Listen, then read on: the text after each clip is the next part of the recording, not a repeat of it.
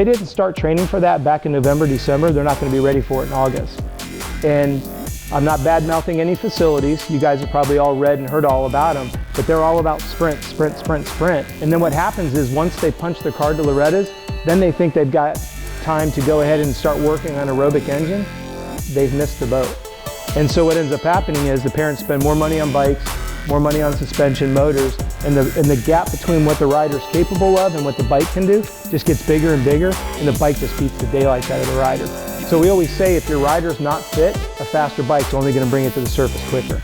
It will beat that rider down fast. That's why I wanted you guys to understand it takes 6 months to build the body, and people don't realize it. They think, well, if I buy a better bike, buy better suspension.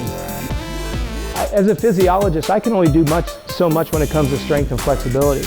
But if this bike is riding you, like you were saying, Tim, you know, being able to get on the bike and ride it and tell it where it's going to go instead of hanging on for dear life, like, oh, where's this thing going to take me? That's what we try to teach in our performance camps is I want you to be able to control the bike, and once you understand how to control the bike and stabilize it, then we can use the power. Otherwise, you're just tagging along, you're just along for the ride.